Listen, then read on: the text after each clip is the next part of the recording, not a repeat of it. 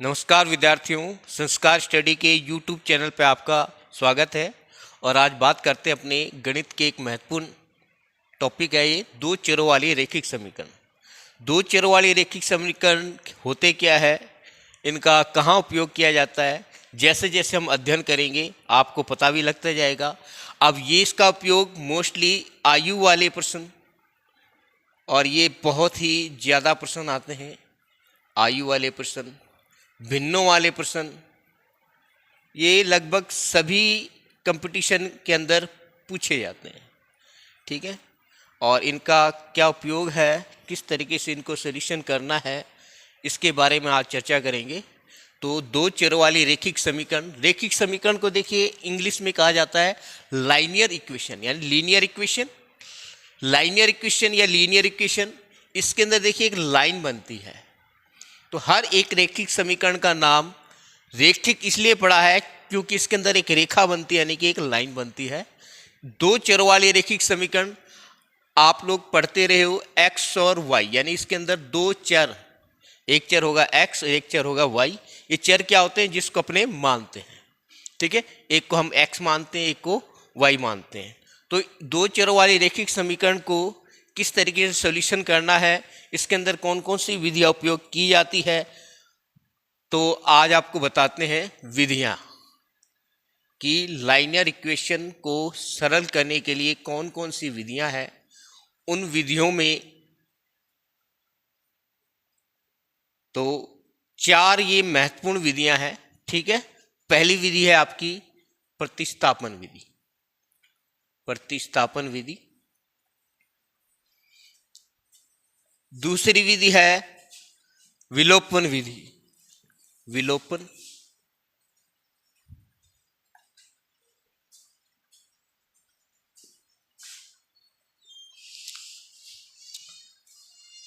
तीसरी वज्र गुणन।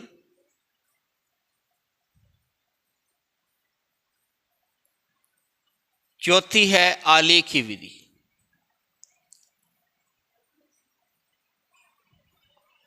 इन चारों विधियों से किन्हीं भी दो चरों वाले रैखिक समीकरण का हल निकाला जाता है, सॉल्यूशन निकाला जाता है।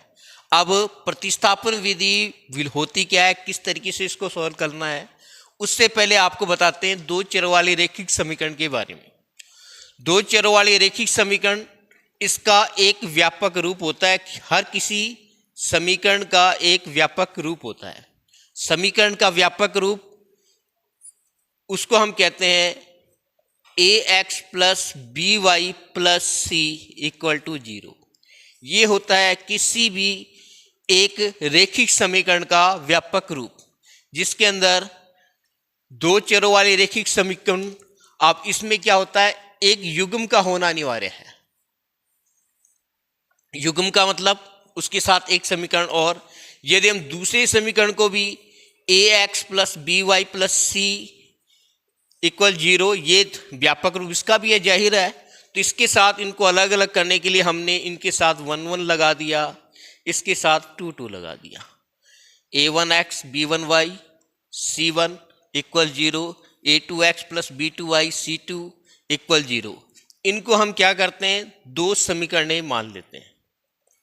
ठीक है, अब पहली समीकरण के अंदर a1 होता क्या है, a1 होता है x का गुणांक, यानी कि x के साथ जो संख्या होगी उसे हम कहेंगे a1। b1 क्या होता है, y का गुणांक। y का गुणांक, उसको हम कहेंगे b1। c1 हो गया आपका, बाकी शेष जो भी वो हो गया आपका c1। ठीक है, a1 b1 c1। अब 1 किसके लिए यूज होगा, समीकरण 1 के लिए। ठीक है, 1 1 जहां होगा वो होगा समीकरण 1। अब जब यहां पर 2 आ जाएगा तो चीजें वही, a2 b2 c2। ठीक है, a2 का मतलब क्या हो गया, इसके अंदर भी x का गुणांक आ गया, पर ये आ गया आपका समीकरण 2 के लिए। दूसरे समीकरण में जो x का गुणांक होगा उसको कहा जाएगा a2, b2 होगा y का गुणांक समीकरण 2 में,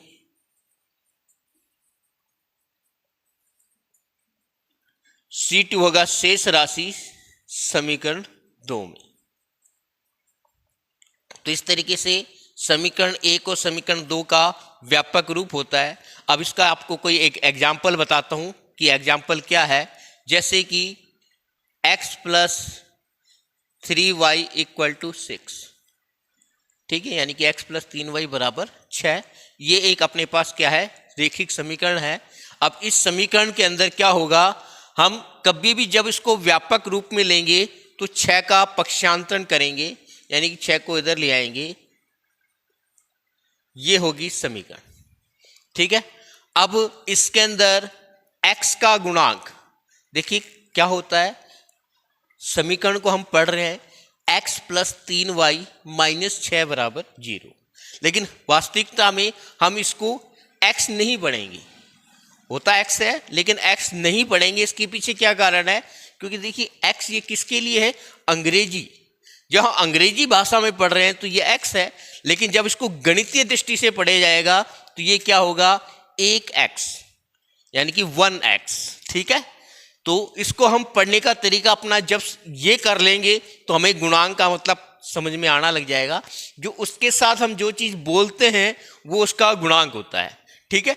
तो अब यहां पर इस समीकरण को पढ़ने का तरीका ये होना चाहिए, 1x प्लस 3y बराबर 6, यानी कि ये समीकरण क्या बनेगी, 1x प्लस 3y माइनस 6 बराबर 0। तो यहां पर x के साथ हमने क्या पढ़ा, 1, ये हो गया a। y के साथ हमने क्या पढ़ा, प्लस के 3 यानी कि b, और बाकी लास्ट में क्या पढ़ा हमने अकेला, c, वो पढ़ा हमने माइनस 6। देखिए माइनस का चिन्ह होगा तो उसको हम यूज करते हैं, प्लस वालों को लगाओ चाहे ना लगाओ। तो ये आपका a, b और c। अब इसको यदि हमारे पास एक समीकरण और आ जाती है, कोई भी समीकरण हम लगा लेते हैं इसके साथ आ गई, जैसे मान लो अपने पास दूसरी समीकरण आ गई 2x प्लस 3y माइनस के 12 बराबर 0। तो ये आपकी एक समीकरण है, ये 2 समीकरण है, तो इसमें हम इसको हम 1 1 लगा देंगे और दूसरी समीकरण के लिए 2 2 लगा देंगे, a2 2, b2 माइनस के 3, c2 माइनस के 12। तो ये 2 समीकरणें आ गई, इसलिए हमारे पास a1 b1 c1 a2 b2 c2, यानी x के साथ जो भी चीज बोली जाएगी उसको हम a कहेंगे, y के साथ जो भी गुणांक बोला जाएगा उसको हम b कहेंगे, और c बाकी जो भी शेष राशि। इनका एक अपना ही रोल होता है, बहुत महत्वपूर्ण चीजें होती हैं ये गुणांक। गुणांकों की वजह से हमें ये पता लग जाता है कि इस समीकरण का हल होगा या नहीं होगा, इस समीकरण के हल किस प्रकार से आएंगे। तो इसके लिए हम बात करते हैं आज कि इसका हल किस तरीके से होगा, किस तरीके से इनके हल आएंगे। तो सबसे पहले बात करते हैं अपने समीकरण के हल किस प्रकार से आएंगे। जिस तरीके से समीकरण से अपने को पता लग जाएगा कि जहां पर समीकरण के अंदर a1 अपॉन a2, यानी कि a1 और a2 उसका अनुपात, b1 और b2 का अनुपात दोनों जब बराबर नहीं होंगे, उस कंडीशन के अंदर हम उस समीकरण का हल निकालेंगे।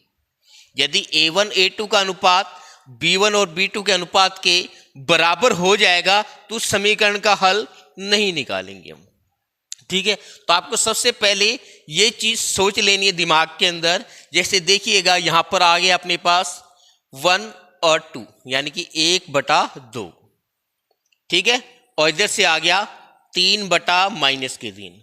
अब कई बच्चों को ये पता नहीं लगता कि ये अपॉन के अंदर है यानी कि भिन्न के अंदर ये बराबर है या नहीं। तो इसका एक आसान तरीका आपको बता देता हूं, आप तिरछा गुणा कर लें, 1 का 3 से, 2 का 3 से, 1 का 3 से करेंगे 3, 2 का 3 से करेंगे 6, यानी कि ये बराबर नहीं है, ठीक है। और बराबर नहीं है तो हम क्या कर लेंगे, इस समीकरण को आगे लेके चलेंगे, यानी कि इसका कोई ना कोई हल निकलेगा, ठीक है। तो a1 upon a2 b1 upon b2 ये एक बहुत ही अद्वितीय हल निकालने की एक कंडीशन होती है। तो इसका अद्वितीय हल होता है, यानी कि A1 और A2 और B1 B2 इन दोनों का अनुपात जब बराबर नहीं आएगा तो हम समीकरण का हल निकाल सकते हैं। अब जब बराबर आ जाता है, मान लो A1 A2 का अनुपात B1 और B2 के अनुपात के बराबर है, फिर हम तीसरे को लेके चलेंगे, यानी कि तीसरा अनुपात चेक करते हैं।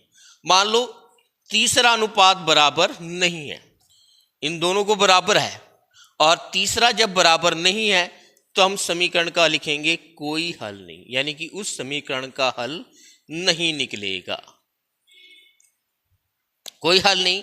जब तीनों का अनुपात, मान लो A1 और A2 का अनुपात B1 और B2 के अनुपात के बराबर हो, तीसरा C1 और C2 का अनुपात भी बराबर हो, यानी कि तीनों का अनुपात बराबर आ जाएगा, तो हम क्या कहेंगे, इसके बहुत सारे हल है, यानी कि अनंत हल विद्यमान है इसका। ठीक है, तो सबसे पहले हमने ये चीजें अपने दिमाग से चेक कर लेनी है, या साइड में करके चेक कर लेनी है कि इनका अनुपात बराबर आ रहा है या नहीं आ रहा। तो सबसे पहले दो, यानी कि A1 A2 और B1 B2 का अनुपात को हमने चेक कर लेना है। यदि ये बराबर नहीं आ रहा है तो हम समीकरण का हल निकालेंगे, नहीं तो नहीं निकालेंगे। ठीक है, तो ये तीन टाइप से इसकी शर्तें होती हैं। जिस तरीके से जैसी जैसी शर्त होंगी उसी तरीके से इसके हल हमें प्राप्त होंगे। तो सबसे पहले अद्वितीय का मतलब क्या समझते हो आप, एक विशेष हल, यानी कि x और y का एक विशेष मान ही इन दोनों समीकरण को संतुष्ट करेगा। ठीक है, कोई हल नहीं, इसका मतलब x और y के कोई भी मान नहीं आएंगे। ठीक है, अनंत हल का मतलब क्या होता है, बहुत सारे हल हैं जो इन दोनों समीकरण को संतुष्ट करते हैं। तो ठीक है, जब अद्वितीय हल होगा उस कंडीशन में आपकी जो चौथी विधि है आलेखीय विधि, आलेखीय विधि का मतलब क्या होता है, ग्राफ। ठीक है, ग्राफ के अंदर क्या होता है, लाइन बनती है, एक रेखा बनती है। तो रेखा बनने की वजह से इस टॉपिक का नाम है रेखिक समीकरण, यानी कि लाइनियर इक्वेशन, क्योंकि इसके अंदर लाइन बन रही है। जब हम ग्राफ के अंदर देखेंगे, कोई भी ग्राफ पेपर होगा उसके अंदर देखिए कोई भी दो लाइनें जो होती हैं, हो सकते हैं दोनों लाइन एक दूसरे को क्रॉस कर जाए, यानी कि जब क्रॉस करेंगी तो हम चेक करेंगे भी हाँ इसके अंदर x का मान कितना था और y का मान कितना था। तो इसके अंदर ये जो होता है x अक्ष और ये होता है y अक्ष, यानी कि एक बिंदु पे क्या होगा, लाइन एक दूसरे को ठीक है कट कर देंगे, यानी कि किसी का प्रतिच्छेद जो बिंदु होगा वो बिंदु इसका हल कहलाएगा। यानी कि पहली कंडीशन के अंदर रेखाएं क्या होती हैं, एक दूसरे को प्रतिच्छेद करती हैं, तो लाइन जो बनेंगी वो एक दूसरे को काटेंगी। रेखाएं क्या होंगी, प्रतिच्छेद करती हैं। किस कंडीशन में, जब हमारे पास A1 और A2 का अनुपात B1 और B2 के अनुपात के बराबर नहीं होगा, तो उस कंडीशन में जब हम इसकी ग्राफ की लाइनें बनाते हैं तो वो लाइनें क्या होती हैं, एक दूसरे को प्रतिच्छेद करती हैं। दूसरी कंडीशन में क्या आएगी, दूसरी कंडीशन का आपको बताते हैं बात, कि दूसरी कंडीशन में जो लाइनें होंगी वो एक दूसरे को प्रतिच्छेद नहीं करेंगी, यानी इनका जितना मर्जी आगे बढ़ा लो आप, जितना मर्जी पीछे हटा लो, ये एक दूसरे को काटेंगे नहीं। जब काटेंगी नहीं तो इसका मतलब क्या होगा कि रेखाएं बिल्कुल बराबर बराबर चलती जा रही हैं, यानी कि रेखाएं क्या है, समांतर है। जब रेखाएं समांतर होंगी वो एक दूसरे को काटेंगी नहीं, और जब तक वो काटेंगे नहीं तो इसका हल नहीं आएगा। तो इस वजह से इसका कोई हल नहीं आता है। अब तीसरी बात, अनंत हल। अनंत हल का मतलब क्या होता है, जो दो लाइनें हैं वो किस तरीके से जा रही हैं, एक लाइन मान लो पहले से ये है, तो दूसरी लाइन क्या होगी, मान लो यहाँ से स्टार्ट हुई और वो जाके उसका दूसरा बिंदु यहाँ मिला, तीसरा बिंदु भी इसके साथ मिलके इसी लाइन के ऊपर से निकल गया। तो इसे हम कहते हैं रेखाएं क्या हैं, संपाती हैं, यानी कि एक दूसरे के ऊपर ही हैं। तो रेखाएं जब संपाती होती हैं तो क्या होगा, इसके सभी पॉइंट के ऊपर ये भी बहुत सारे इसके हल हो गए। इस वजह से इसको अनंत हल कहा जाता है। तो ठीक है, तो आपको सबसे पहले ये चीजें अपने दिमाग में निकाल लेनी है कि सबसे पहले अपने पास अद्वितीय हल आया या नहीं आया। अद्वितीय हल आएगा तो ही हम उस समीकरण के क्या हल निकालेंगे, इनमें से किसी भी विधि से यूज करके। हाँ, आलेखीय जो विधि है ये क्या करेगी, ये आपको उस तीनों विधियों को शो कर सकती है, लेकिन हल निकालने के लिए केवल अपने पास यही आना चाहिए। यानी कि A1 और A2 का अनुपात B1 B2 के अनुपात के बराबर नहीं होगा तो ही हम समीकरण का हल निकालेंगे। तो ये था आपकी विधियां, और इन विधियों को किस तरीके से यूज करना है, इस किस विधि में क्या होता है, तो ये आपको आज बताया जाएगा। तो सबसे पहले बात करते हैं अपने प्रतिस्थापन विधि की। प्रतिस्थापन विधि देखिए, जैसे अपना समीकरण थी, पहली समीकरण है x + 3y = 6, और इसकी दूसरी समीकरण है 2x - 3y = 12। ये हमारे पास दो समीकरणें हैं। अब इन दोनों समीकरणों से क्या है, हमने हल निकालने। तो सबसे पहले बात करते हैं प्रतिस्थापन विधि की। प्रतिस्थापन विधि किस तरीके से हल निकलवाते हैं ये आपको आज बताएंगे। प्रतिस्थापन विधि में क्या होता है। प्रतिस्थापन का मतलब क्या होता है, एक की जगह दूसरी चीज को ले लेना। ठीक है, तो हम क्या करेंगे, जो पहली समीकरण है इसमें से x या फिर y, या तो x या y, इसको हम सिंगल कर लेंगे। सिंगल यानी कि जैसे ये था अपने पास x + 3y = 6, इसमें से हमने क्या किया, 3y का पक्षांतर उस तरफ कर दिया। तो यानी कि हमारी जो समीकरण बनेगी वो इस तरीके से हो जाएगी 6 - 3y, यानी कि 3y यहाँ प्लस का था। जब इनका पक्षांतर का मतलब क्या होता है, एक पक्ष से दूसरे पक्ष में चले जाना। अब पक्षों का पता कैसे लगता है, ये जो निशान होता है इसे हम कहते हैं बॉर्डर।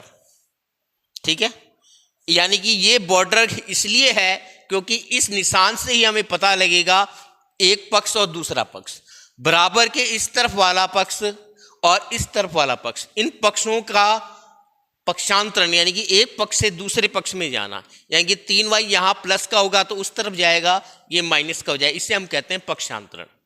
तो x = 6 - 3y, यानी कि जहां पर x होगा वहां पे हम 6 - 3y का यूज करेंगे। तो आपने क्या करना है, हमने इस समीकरण से इसको बनाया है, अब यहां पर इसका प्रयोग करना है। यानी कि जहां जहां x होगा वहां पे हमने 6 - 3y का प्रयोग करना है। तो देखिए, दो तो था अपने पास समीकरण के अंदर, अब यहां पर x है, हमने x को x ना लिख के हमने लिख दिया 6 - 3y। आगे -3y = 12। जैसी समीकरण है उसी तरीके से हमने इसको लिखना है, और x की जगह ये हमने मान रख देना है 6 - 3y। अब इसको सॉल्व कर लेते हैं ब्रैकेट को सॉल्व करने के लिए दोनों से गुणा, 2 का 6 से, 2 × 6 = 12, 2 का 3 से, 2 × 3 = 6y -3y = 12। ठीक है, अब क्या करेंगे हम, 12 का पक्षांतर कर दो। तो देखिएगा -6y -3y = 12 - 12, यानी कि अपने पास एक तरफ y वाली रहेगी, एक तरफ संख्या रहेगी। -6 - 3 यानी कि -9y = 12 में से 12 गए 0, तब y का जो मान आएगा 0/9, यानी कि y का मान क्या आ गया 0। तो इस कंडीशन में क्या आ गया, y का मान 0। अब y का मान जो 0 है हमने यहाँ यूज कर लेना है, यहाँ यूज करके देख लो। तो हम इसको लिखेंगे y = 0 रखने पर, तो यहाँ पर देखिएगा x का जो मान आ गया वो आ गया 6 - 3 × 0, 0 से गुणा किया, 3 का 0, यानी कि 6 में से 0 हो गया 6। यानी कि यहाँ क्या आ गया अपने पास, x का मान तो 6 आ गया और y का मान आ गया 0। ये इस समीकरण का हल हो गया। प्रतिस्थापन में क्या किया जाता है, एक समीकरण से x या y इनमें से किसी एक का मान निकाला जाता है, उसको जिस समीकरण में से निकाला है उसके अलावा जो दूसरी समीकरण उसमें रखा जाता है, और वहां से हमारे पास एक्स या वाई, यदि हमने एक्स का मान रखा है तो वाई का मान आ जाएगा, और यदि हमने वाई का मान रखा है तो एक्स का मान आ जाएगा। तो इस तरीके से वाई का जो भी मान आया हमने यहां रख के एक्स का मान निकाल लिया। यानी कि हमारे पास प्रतिस्थापन विधि के अंदर क्या करना पड़ेगा, एक समीकरण से एक्स या वाई का मान निकालना पड़ेगा, उसको दूसरे समीकरण के हम रखेंगे और वहां से हमारे पास मान आ जाएगा, और वो मान का यूज करके हम दूसरी संख्या का मान निकालेंगे। यानी एक्स और वाई के मान अपने पास आ गए, और एक्स और वाई के जो मान हैं यही क्या है, समीकरण के हल हैं। तो ये था अपना प्रतिस्थापन विधि। अब बात करते हैं दूसरी विधि की, जिसे कहा गया है विलोपन विधि। विलोपन विधि में क्या किया जाता है, विलोपन विधि के अंदर सबसे पहले समीकरण के अंदर हम किसी एक को बराबर कर देते हैं। अब यहां पर देखिएगा आपके पास क्या है, y के साथ है 3, यहां पर भी 3 है, यानी कि दोनों पहले से बराबर है। तो इस कंडीशन में हम क्या करेंगे, x प्लस 3y बराबर 6, 2x माइनस 3y बराबर 12। तो हमारे पास क्या आ गया, 3y और 3y दोनों बराबर आ गए। तो बराबर आने के बाद यदि दोनों के चिन्ह अलग अलग हैं तो सीधे कट जाएंगे। ठीक है, यानी कि हमने क्या किया है, इन दोनों समीकरणों को जोड़ दिया गया है। समीकरणों को जोड़ने पर यदि हमारे पास दोनों के चिन्ह बिल्कुल अलग अलग आते हैं तो हम जोड़ देंगे, और यदि चिन्ह इनके समान आते, यानी कि यहाँ पर प्लस है तो इधर भी प्लस होता, तो दोनों के चिन्ह समान आते, और दोनों के चिन्ह समान आने पर हम इसको घटा देते। तो यानी कि आप इसको प्लस करो या फिर माइनस करो, हमने क्या करना है, y को बराबर करके उनको काट कर देना, यानी काट देना है। अब हम इसको जोड़ रहे हैं, जोड़ क्यों रहे हैं, क्योंकि जोड़ने पर चिन्ह एक जैसे रहेंगे। अब ये कट हो जाएंगे, अब जोड़ने पर ये आ जाएगा 1x और 2x यानी कि 3x, 6 और 12 यानी कि 18। x का मान क्या आ गया 18, 3 का कर दिया पक्षांतरण, और x का मान आ गया 18/3 यानी कि 6। तो यहाँ पर x का मान क्या आ गया, 6 आ गया। x का मान जो 6 आया है उसको समीकरण 1 या 2 जहां मर्जी रख लो, आपको जो आसान लगे। समीकरण 1 में रखने पर x का जो भी मान आया हमने समीकरण 1 में रख दिया उसको। तो समीकरण 1 में x की जगह हमारे पास आ गया 6 प्लस 3y बराबर 6, 3y, 6 का पक्षांतरण कर दिया, ये 6 उस तरफ चला जाएगा तो इसका चिन्ह बदल जाएगा, 6 में से 6 गया 0, यानी कि y का मान क्या आ गया 0/3, यानी कि y का मान आ गया 0। तो देखिए इसके अंदर प्रतिस्थापन विधि के अंदर भी x का मान आ गया था अपना 6 और y का मान आ गया था 0। अब विलोपन विधि के अंदर भी बिल्कुल ही बराबर आएंगे, x का मान 6 और y का मान 0। तो इस तरीके से प्रतिस्थापन विधि और विलोपन विधि दोनों से हल करेंगे, या फिर हम चारों से हल करेंगे, इनका मान बिल्कुल एक जैसा ही आएगा। अब आपको इनमें से जो भी अच्छा लगे, कि आपको इस प्रतिस्थापन विधि वो आपको आसान लगे तो उससे भी हल कर सकते हो, विलोपन विधि आसान लगे तो विलोपन विधि से भी हल कर सकते हो। तो ये आपको एक बार मैं चारों विधियों के बारे में बताऊंगा, उसके बाद कई क्वेश्चन को हम अलग अलग विधियों से हल करके देखेंगे। अब विलोपन विधि में देखिए हमारे पास इस कंडीशन में क्या था, यहाँ पर ऑलरेडी बराबर थे। यदि मान लो यहाँ पर बराबर ना होते, मान लो यहाँ पर अपने पास कुछ और संख्या होती, जैसे मान लेते हैं यहाँ पर हमारे पास होता 4, ठीक है, और यहाँ पर क्या है 3, तो हम इसको बराबर किस तरीके से करते, उस कंडीशन में इस तरीके से करते, जो y के साथ यहाँ पर है उसका गुणा इससे कर देते, जो यहाँ पर है उसका गुणा इससे कर देते। यानी कि समीकरण 1 को किससे गुणा किया जाता 3 से, समीकरण 2 को किससे गुणा किया जाता 4 से। अब समीकरण 1 को 3 से गुणा करने पर 3x, 3 चौका 12y, 3 छीक 18। आइए ध्यान रखना, केवल y को ही गुणा नहीं करना, सभी को गुणा करना है। ध्यान देना, x का y का सभी को, जो भी समीकरण के साथ व्यवहार किया जाएगा गुणा वाला, वो पूरी सभी संख्याओं के साथ किया जाएगा। अब इसको जब हम 4 से गुणा करेंगे, 4 दूनी 8x, 4 तिया 12y और 12 चौका 48। अब आपका y से y फिर कट जाएगा। ठीक है, तो सबसे पहला काम अपना क्या है, इन y को बराबर करना है। बराबर करने के बाद हम इसको जोड़ेंगे या फिर घटाएंगे, दोनों में ये y कट हो जाएगा। मैंने y क्यों बराबर किया, इसके पीछे कारण ये है कि बच्चे x को बराबर करते हुए यहाँ चिन्हों के अंदर फेर खा जाते हैं। ठीक है, चिन्हों के अंदर फेर, y का चिन्ह हमें सीधा सीधा शो होता है, इसलिए हम y को बराबर करके क्वेश्चन को करेंगे तो हमारी गलती होने के चांसेस कम हो जाएंगे। अब ये वापस से कट जाएगा, 8 3 11x, 48 8 56, 10 66, यानी x का मान आ गया 66/11। ठीक है, इस तरीके से जब y को हम बराबर कर सकते हैं, यदि अलग अलग है तो भी। तो ये होता है आपका विलोपन विधि। तो विलोपन विधि से भी हम समीकरणों को हल कर सकते हैं। अब बात करते हैं वज्र गुणन विधि। वज्र गुणन विधि के बारे में बात करने से पहले आपको बता देता हूं, अब जो 10वीं क्लास का जो सिलेबस है उसमें से वज्र गुणन विधि को हटा दिया गया है, लेकिन फिर भी हम इसको हल करेंगे। ठीक है, अब बात करते हैं आलेखीय विधि की।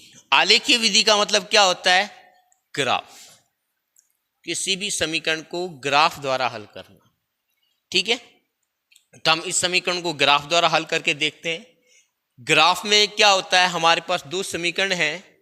एक समीकरण x + 3y = 6, दूसरी समीकरण है अपने पास 2x - 3y - 12 = 0। ठीक है, अब इसको ग्राफिकल हल करने के लिए हम क्या करेंगे, x या y को अकेला कर देंगे, दोनों ही तरफ। हमने यहां x को अकेला कर दिया, इधर भी x को अकेला कर दो, 12 का पक्षांतन कर दिया, 3y का कर दिया, बट x अभी भी अकेला नहीं हुआ, इसके साथ 2 है तो हमने 2 का भी कर दिया। यानी कि x को सिंगल करना है सबसे पहला काम। दोनों समीकरणों के अंदर x को सिंगल कर लो। उसके बाद आपने क्या करना है, इस तरीके से x और y के कम से कम 2 या 3 मान हमने निकाल लेने। हमने क्या करना है, y की जगह मान सोचते जाना है। हमने मान लो 0 से स्टार्ट कर दिया, हमने y का मान क्या कर दिया, सबसे पहले 0 सोच लिया हमने भी, y का मान 0 होगा तो क्या होगा, तो 0 रखने पर x = 6 - 3 × 0, y की जगह अपने पास आ गया 0, 3 का 0 से गुणा किया 0, यानी कि x का मान आ गया 6 में से 0 गया 6, 0 रखने पर x का मान 6 आ गया। जब हमने y का मान 0 रखा, x का मान कितना आ गया, 6। अब y का मान सोच लो, 1 रखें, रख के देख लो। तो हमने y की जगह 0 की जगह अब क्या रख दिया, 1। तो जिस तरीके से 0 रखा उसी तरीके से आपने 1 रख देना है। 6 - 3 और 0 की जगह हमने कर दिया 1, 3 का 1 से गुणा हो गया, 3 एकम 3, 6 में से 3 गया 3, यानी कि जब हमने y का मान 1 रखा, x का मान आ गया 3। इसी तरीके से 2 रख के देख लो। जिस तरीके से हमने 0 1 रखा उस तरीके से हमने अब 2 रख के देख लिया। 2 रखने पे क्या आता है, 0 की जगह अब हमने रख दिया 2, 3 दूना 6, 6 में से 6 गया 0। जब हमने 2 रखा तो इसका मान आ गया 0। इस तरीके से हमने 3 मान निकाल लिए। उसी तरीके से हमने क्या करना है, दूसरे समीकरण के अंदर भी 3 मान निकाल लेने हैं। 3 मान इसमें भी निकाल लेते हैं। x की जगह और y की जगह वैल्यू रखें। तो सबसे पहले हमने y का यहाँ पर मान रखो, सोचा हमने 0 कर लिया। y का मान, पहला मान क्या कर दिया हमने, 0।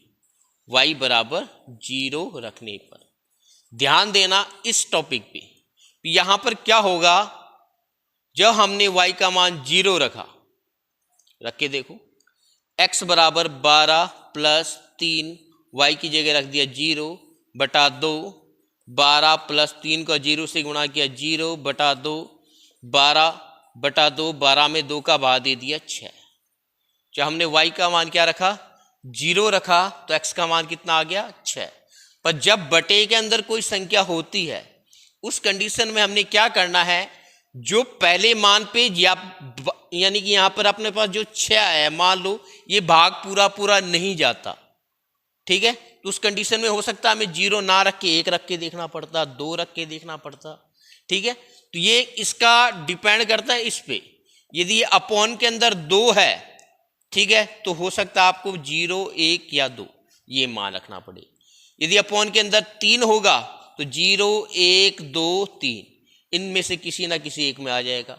यदि अपॉन के अंदर मान लो 7 होता है तो स्टार्टिंग 0, 1, 2, 3, 4, 5, 6, 7 इनमें से कोई भी एक मान पे वो समीकरण बिल्कुल बराबर बराबर आएगा, यानी उसके अंदर पूरा पूरा विभाजित होगा।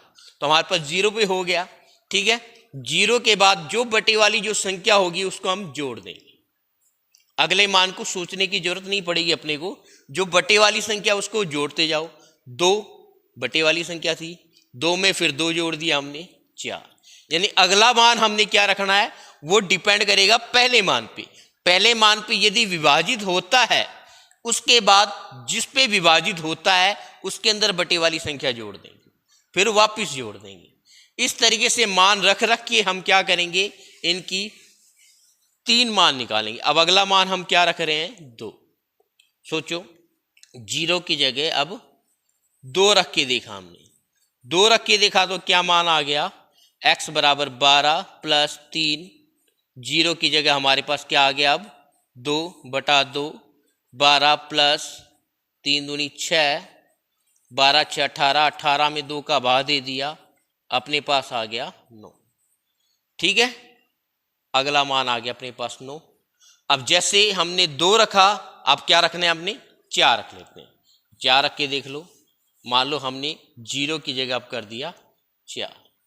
ठीक है, x का मान आ गया अपने पास 12 प्लस 3, 4 बटा 2, 12 प्लस 12, 3 चौका 12 बटा 2, 12 12 24, 24 में 2 का भाग दे दिया 12। ठीक है, तो इस तरीके से अपने पास क्या हो गया, दोनों के हमने 3 मान निकालिए। अब तीनों मानों से हमने क्या करना है, ग्राफ बनाना है।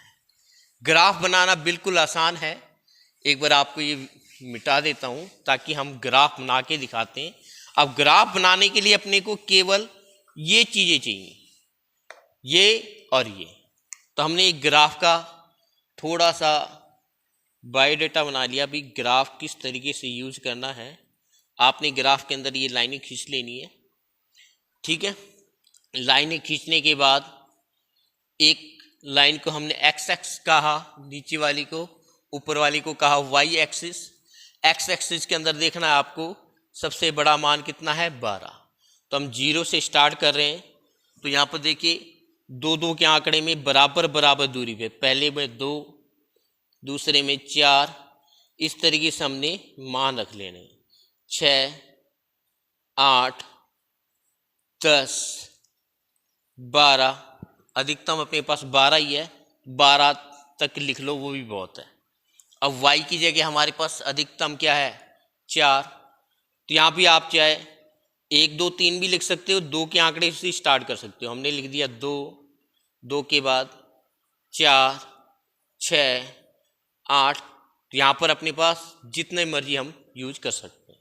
अब सबसे पहला मान x का मान क्या था, 6, y का मान कितना था, 0। x का मान आपने 6 यहाँ देखना है, y का मान 0 कहाँ आ रहा है, इन दोनों की सीध में अपना पॉइंट लग गया यहाँ पे, पहला पॉइंट यहाँ लग गया। अब दूसरा मान, x का मान 3 और y का मान 1। x का मान 3, 2 और 4 के बीच में आएगा, 2 और 4 के बीच में 3 आ गया अपने पास। अब y का मान क्या आ गया, 1। y का मान 0 और 2 के बीच में आएगा, यानी कि इसके और इसके सीध में यहां पर पॉइंट लग जाएगा अपने पास। ठीक है, तीसरा मान x का मान 0 यहां पर, y का मान 2 यहां पर। देखिए अपने जो तीनों पॉइंट हैं वो यदि एक सीधी लाइन में आती है, तीनों पॉइंट में एक सीधी लाइन बनती है, तो हमारे क्या है, ये मान बिल्कुल सही होंगे। ग्राफिकल से हमें ये पता लग जाता है कि हमने जो मान निकाले वो सही निकाले या गलत निकाले। अब ये हमारे पास इस समीकरण की लाइन आ गई।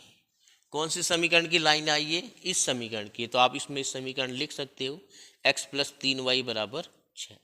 ये जो लाइन है वो है x प्लस 3y बराबर 6 के। ये 10 को हमने थोड़ा इधर लिख दिया ताकि हमें समीकरण के साथ टच होता हुआ नजर ना आए।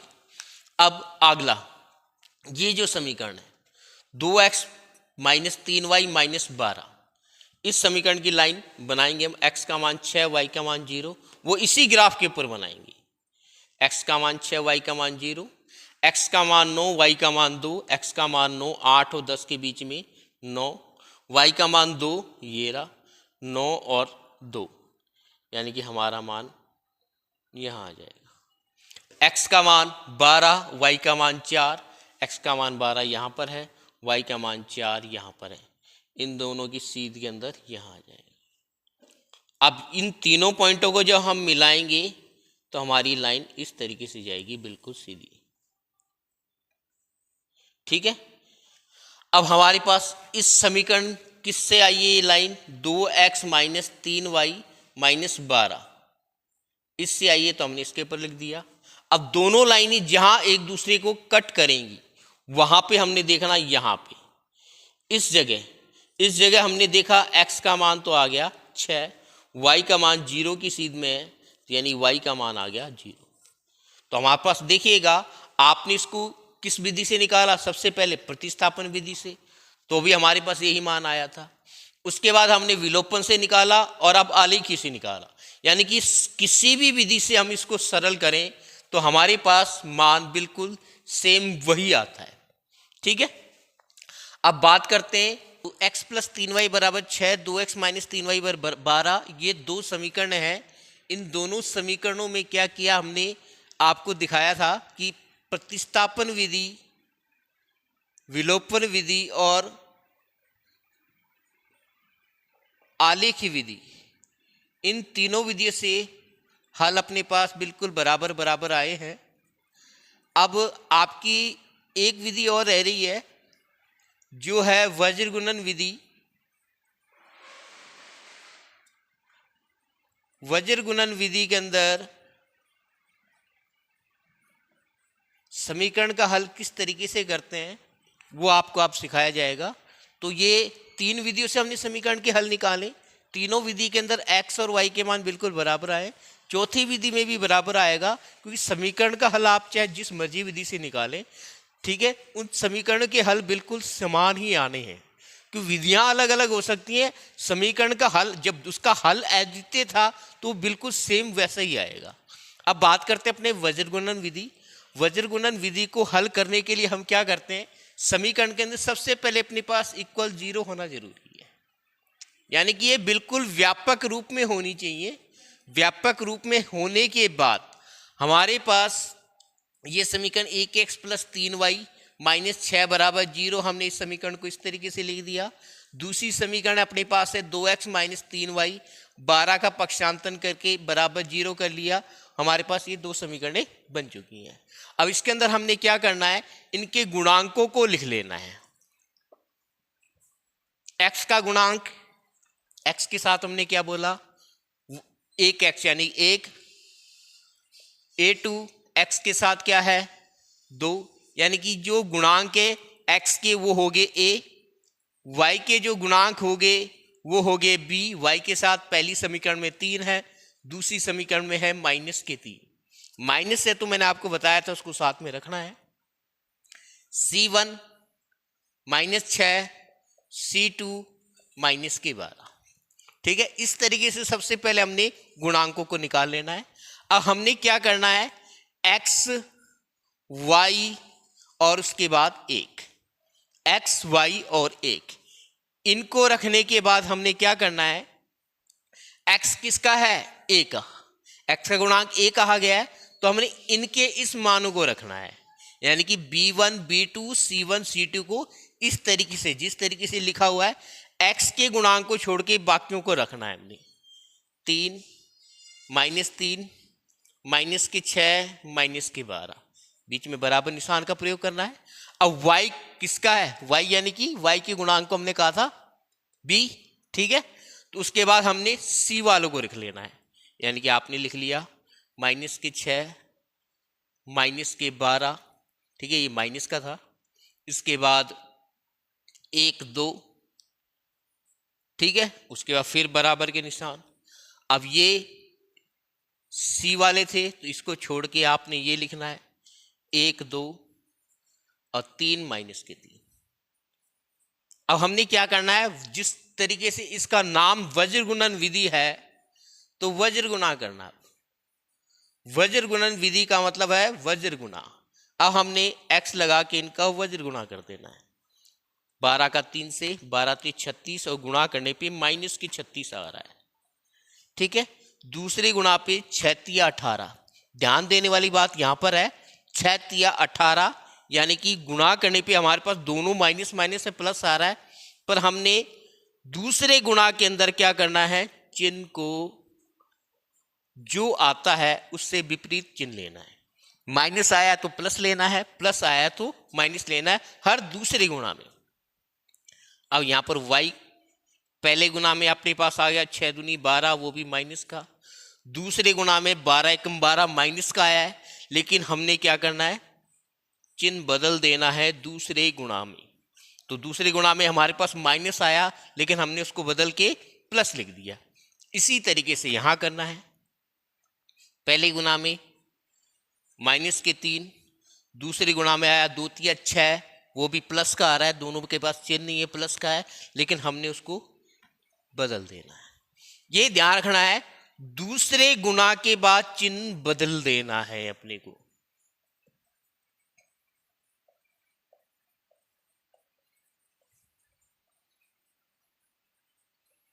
जो आता है उसका विपरीत चिन्ह लगाना है। अब इसके बाद क्या होगा, ये दोनों संख्याएं माइनस माइनस की हैं, माइनस माइनस जुड़ जाता है तो चिन्ह आ जाएगा माइनस का, जुड़ेगा और चिन्ह माइनस का आएगा। y के अपॉन में 12 वैसे 12 के 0। दो चिन्ह जब अलग अलग होंगे तो वो घटाव होगा, और जब एक जैसे होंगे तो वो जुड़ेंगी। यहाँ पर एक जैसे थे तो इसलिए जुड़ गए, और एक जैसे होंगे तो चिन्ह वही रहता है, और जब अलग अलग चिन्ह होते हैं तो घटाव की संक्रिया होती है, और घटाव के अंदर क्या आता है, जो चिन्ह वही आएगा जो संख्या बड़ी हो उसका।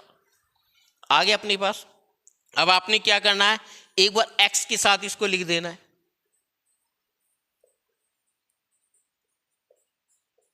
और एक बार y के साथ इसको लिख देना एक वाली संख्या को।